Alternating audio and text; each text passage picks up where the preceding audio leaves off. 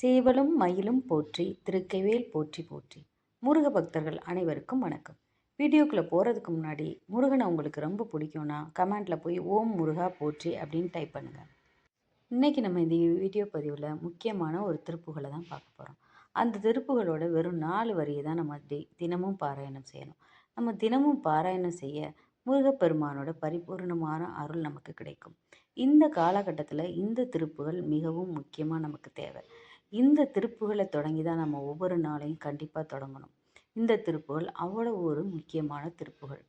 இந்த காலகட்டத்தில் நம்ம எல்லாருக்கும் இது ரொம்பவே அவசியம்.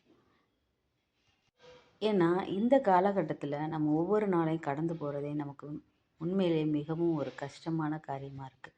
நம்ம வீட்லேயோ வெளியிலையோ வேலை பார்க்குற இடத்துலையோ எந்த இடத்துல போனாலும் நம்ம கஷ்டத்தை, அவமானத்தை, வீண் பழியை நம்ம பார்த்து ஏளனமாக சிரிக்கிறது ஒவ்வொரு குடும்பத்துலேயும் நம்ம அனுபவிச்சுட்டு தான் இருப்போம்.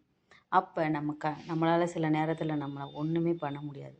நம்ம கடவுள் கையில் தான் நம்ம ஒப்படைக்க முடியும். நீங்கள் இந்த பதிகத்தை பாடி உங்கள் நாளை தொடங்குங்க. முருகன் உங்களுக்கு கண்டிப்பாக உங்கள் கூட இருந்து உதவி புரிவார்.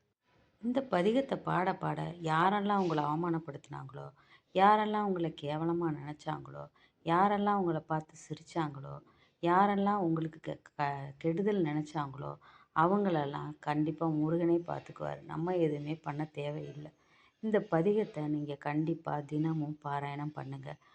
6 முறை பாராயணம் பண்ணுங்கள். முடியலையா 1 முறை பாராயணம் பண்ணுங்கள். உங்களுக்கு தெரியும், நம்மளுக்கு ஒவ்வொருத்தரும் மனசில் இருக்கிற கஷ்டம் நமக்கு தான் தெரியும். அப்போ முருகனை வேண்டி இந்த பதிகத்தை நம்ம பாராயணம் பண்ணும்போது முருகன் நம்மளோட கவலையை, நம்ம கஷ்டத்தையும் அவர் நீக்கிடுவார். நம்ம ஒவ்வொருவரும் நம்ம குடும்பத்தில் நம்மளை சில பேர் ஏளனமாக பார்ப்பாங்க. நம்ம சாதாரணமாக செஞ்சால் கூட அதில் ஒரு குறை கண்டுபிடிப்பாங்க, ஒரு தப்பு கண்டுபிடிப்பாங்க. வேலை பார்க்குற இடத்துலையும் அப்படி தான். நம்மளை கஷ்டப்படுத்தணுன்னே அவங்க முடிவு பண்ணி நம்மளை வேதனைப்படுத்துகிற மாதிரி காரியங்களை பேசுவாங்க, நம்மளை பார்த்து சிரிப்பாங்க. அப்போ நம்மளால் ஒன்றுமே பண்ண முடியாது. அப்போ நம்ம கடவுள்கிட்ட சொல்லிட்டு நம்ம விட்டுறணும். கடவுள் நம்மளை பார்த்துக்குவார். இந்த 4 வரியை இப்போ பாராயணம் பண்ணலாம். முடிஞ்சால் இந்த ஃபுல் திருப்புகளையும் நீங்கள் பாராயணம் பண்ணலாம். வேலைக்கு போகிறவங்க, டைம் இல்லைன்னு நினைக்கிறவங்க இந்த 4 வரியை மட்டும் தினமும் பாராயணம் பண்ணுங்கள். முடிஞ்சால் ஸ்க்ரீன்ஷாட் எடுத்து வச்சுக்கோங்க. சினத்தவர் முடிக்கும், அதாவது நம்மை பகைத்தவர்களுடைய தலைக்கும்.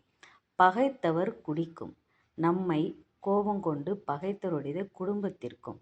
செகுத்தவர் உயிர்க்கும், நம்மளை கொன்றவர்களது உயிர்க்கும். சினமாக சிரிப்பவர்க்கும், நம்மை கோபம் கொண்டு நம்மை பார்த்து சிரிப்பவர்க்கும். பழிப்பவர் தமக்கும், நம்மை பார்த்து பழிபாவம் செய்பவர்களுக்கும்.